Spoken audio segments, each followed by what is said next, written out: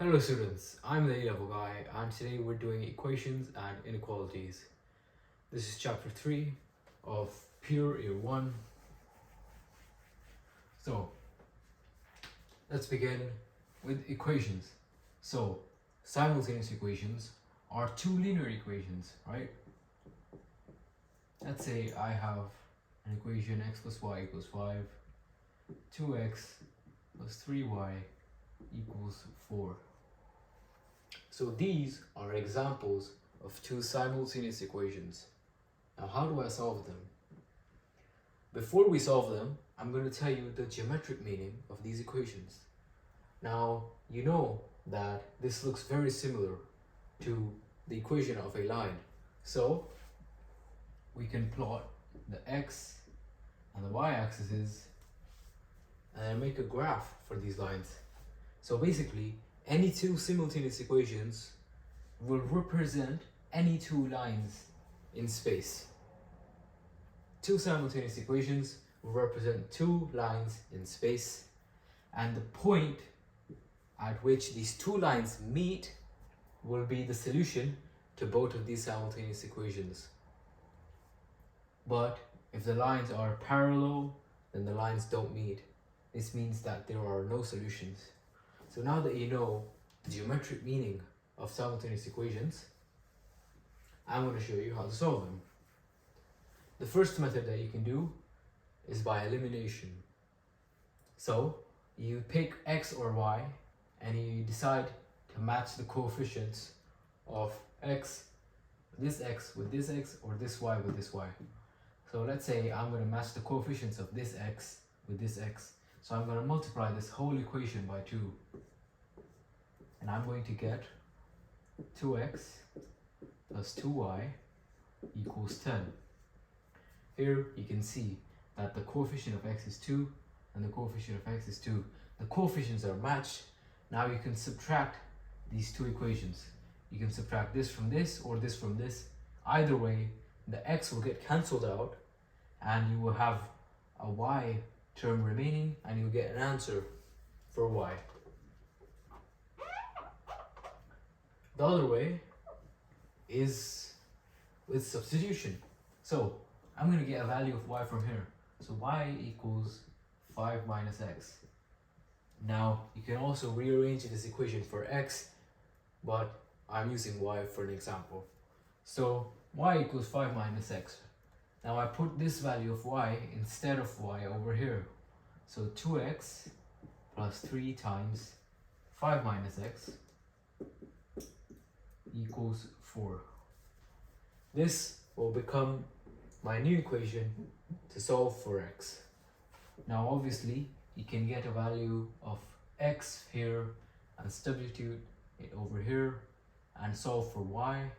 You will get the same answer in the end though.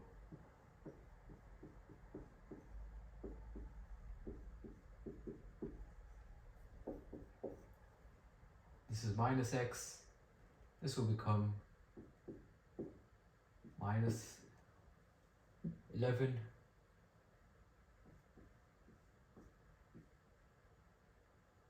So x equals 11. Now that I know that x equals 11, this means that the intersection point, the x coordinate of the intersection point is 11. Now you can put this into either of these equations and get a value of y. You can also put x into this and get a value of y. Y equals 5 minus 11. Y equals minus 6. So you get x equals 11 and y equals minus 6. So basically you've just found the point of intersection of two lines, and that coordinate is minus 6.11. It's very important to understand the geometric meaning of simultaneous equations. Now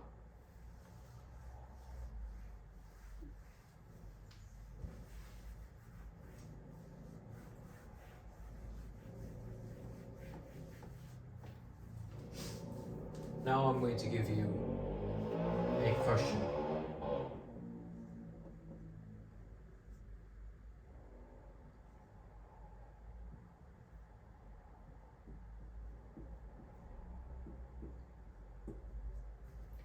Will these lines intersect? The answer is no. Why? Because if you compare the slope of these two lines,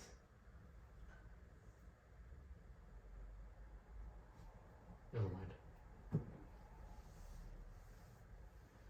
Okay, now we're going to go over quadratic graphs. Now we're going to go over quadratics and simultaneous equations. Let's say I have a line, x plus y equals 3, and I have a quadratic, x squared minus 3y equals 1.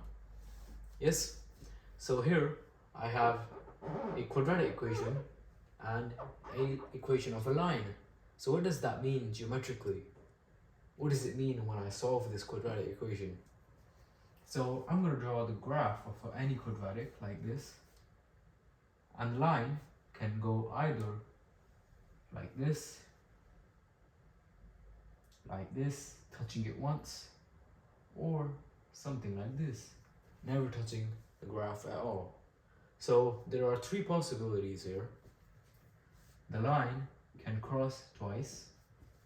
This means that you have two solutions. The line can just touch once, so you will have one solution. Or when you solve this equation and you get imaginary solutions, this means that the line does not touch the curve. So this is the geometric meaning of solving a quadratic equation. Obviously, quadratic graphs can also look upside down, but you have to reimagine the scenario for yourself. Now, how do I solve a quadratic and a linear equation together? Basically, you do the same trick. You get a value of y or x. I use y in this example. And y equals 3 minus x. I'm going to put this over here. So x squared minus 3 times 3 minus x equals 1. I solve.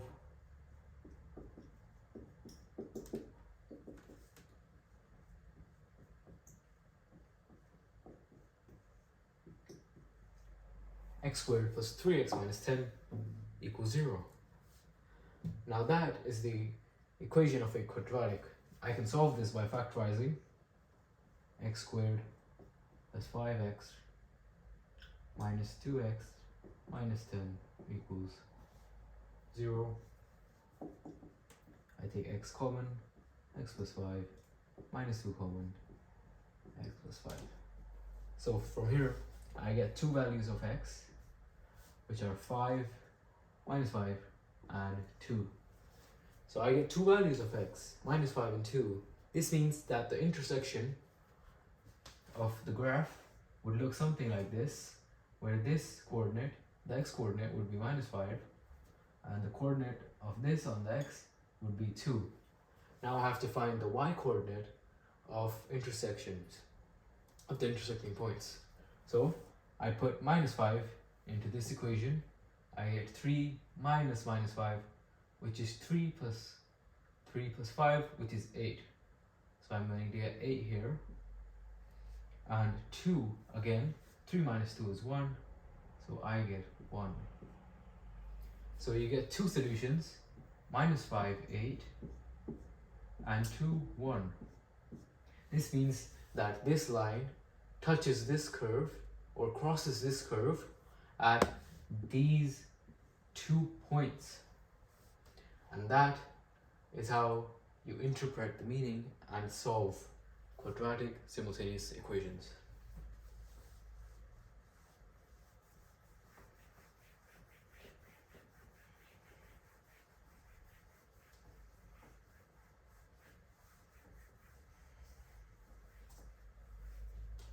Now we move on to inequalities. Let's say I write that x is less than 3. What does that mean on the number line? What does that mean geometrically? How can I write that on a graph? So you basically draw a number line where this is the x-axis. We don't need to worry about the y-axis because I haven't mentioned y here.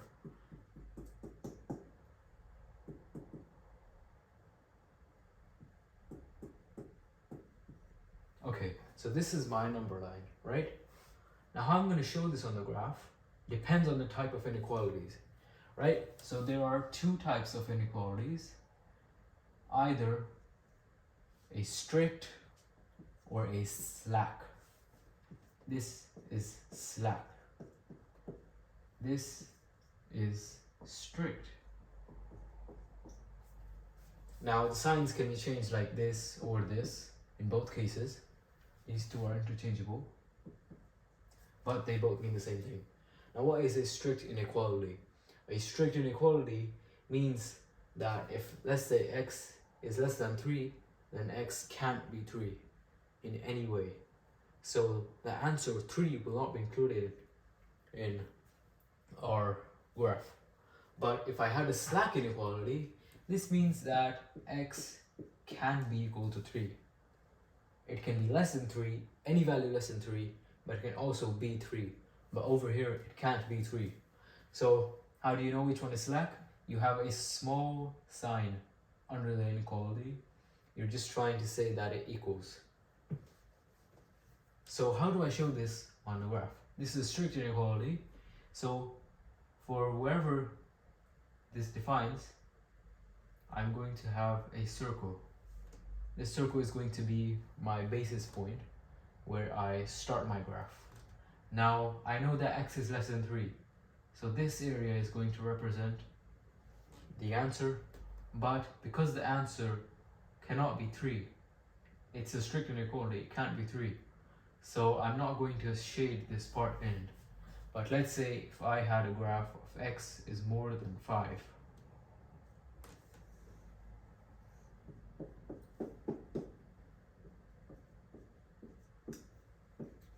Then what I could do, I would draw at my basis point, I draw a circle at my basis point. Now because this is a slack inequality, 5 is included in my answer, so I shade it in. I shade it in and I draw the line that represents my answer. Now you have two inequalities, right? What can we do? We can combine these inequalities. Let's say that x is less than 3 and x is greater than 5. So what would be the solution? You know what? X is less than or equal to 5. So what would be the solution to this? Two simultaneous inequalities. So I'm going to draw this one, I've already drawn it, and draw the second one as well. This is my basis point. It's less and equal, so I'm going to color it in, and I can draw my line like this. Now it says and, it doesn't say or. So both of these conditions have to be satisfied. This means that x has to be less than 3 and x has to be less than 5, equal to 5. So the area of this answer would be this. Because x is less than 3, it obviously means that x is less than 5. So the area of the solution to x would be this, everything below 3. Now I'm going to show you an example of a linear inequality with one variable, okay? So let's say 2x plus 20 is less than 5x plus 15. Now what can I do? I'm going to move this there and move the 15 over here. 15 becomes minus, so this becomes 5, and this becomes 3x. So x is bigger than 5 over 3. How do I show this on the number line? 5 over 3 would be somewhere between 1 and 2. Yep, over here. And I'm going to label this 5 over 3. I'm going to draw a circle. Now this is a strict inequality, so I won't fill it in. And x is bigger than 5 over 3. So this would be my area represented.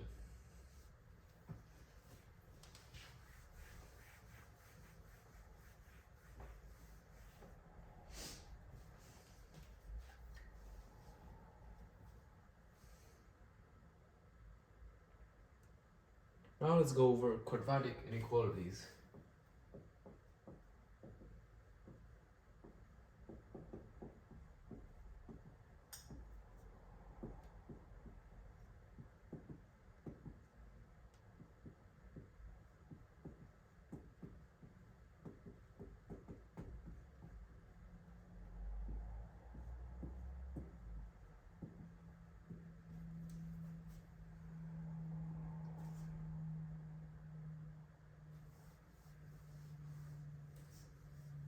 Now we're going to go over quadratic and linear inequalities with two variables. What does it mean by two variables? It's basically you're going to have x and you're going to have y. So you have two variables. Now, first of all, I'm going to focus on linear inequalities with two variables. Let's say x plus y is less than 3. You know that x and y could be drawn on a graph. So I'm going to draw the x and the y axes. Now, x plus y is less than 3. How do I draw a graph of that? Again, we're going to use the concept of strict and slack inequalities. So I'm going to draw the graph of x plus y is equal to 3. So drawing the graph of these inequalities, all you have to do is replace this sign with an equals to. And if it's a strict inequality, you draw a dotted line. And if it's a slack inequality, you draw a straight line. Now, why do we draw a dotted and why do we draw a straight line? Now, let's say I draw x plus y is equal to 3, right?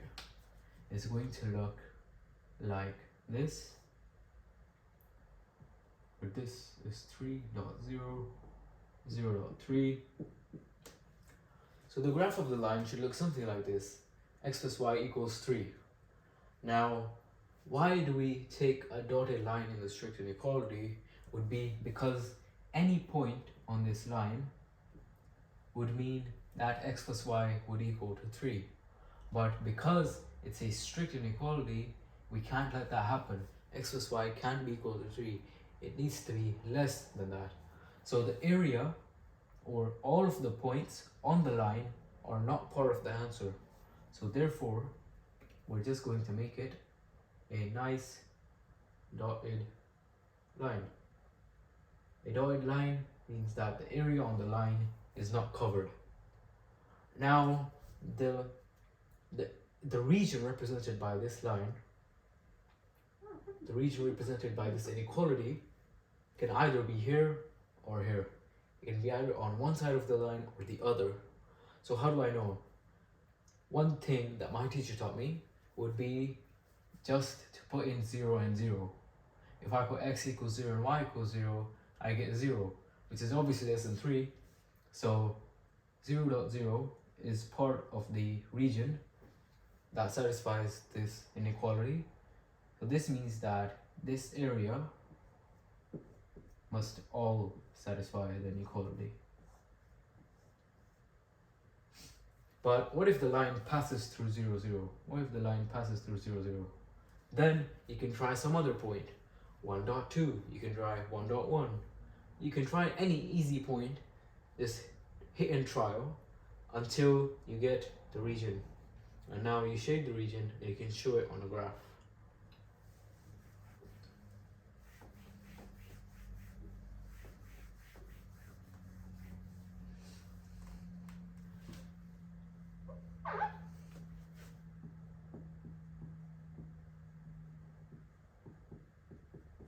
Now we're going to go over quadratic inequalities with two variables. So a quadratic graph would look something like this, or something like this. Let's say the equation of this is fx, the equation of this is gx. Now with an inequality, let's say gx is more than equal to 0. So what does it mean that gx is more than equal to 0? Instead of gx, I'm going to write ax squared plus bx plus c so that you can understand it more easily. So any quadratic equation is above 0. What does that mean? This means that we're going to shade all the parts that are between, that satisfy this inequality. But how do we find those parts? So it's more than 0, right? The value of this whole thing is more than 0. But how do we draw this? Y equals gx. So this means that the value of the whole thing is y. Just like we did in domain and range, the value of the whole function is y. This means that y should be more than 0. If y is more than 0, this means that this area of the graph is considered. So the area, or the line, that fits this inequality would be over here. Now let's say I had minus ax squared plus bx plus c. This means that the graph would look like this, and it says that it's above 0. Now using the same concept that this is a function and the function is y, and y should be more than 0. So basically y should be more than 0. We're going to take the part of the quadratic that is above 0, which is this. This means that for all these points, the value of this equation is above 0. Now, what if we have a strict inequality? What if I have a strict inequality over here? What do you think happens?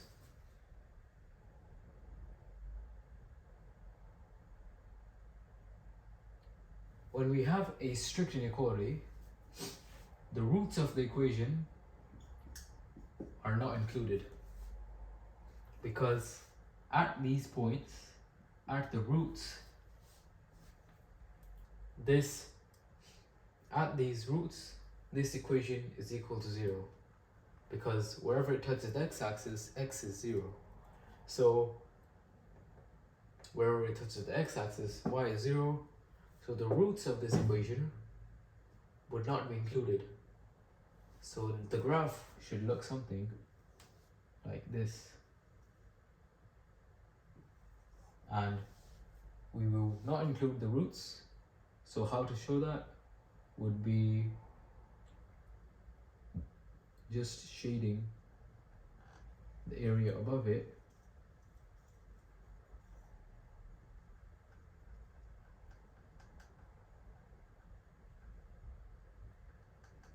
and drawing these ends. This means that this area is not included, the roots are not included.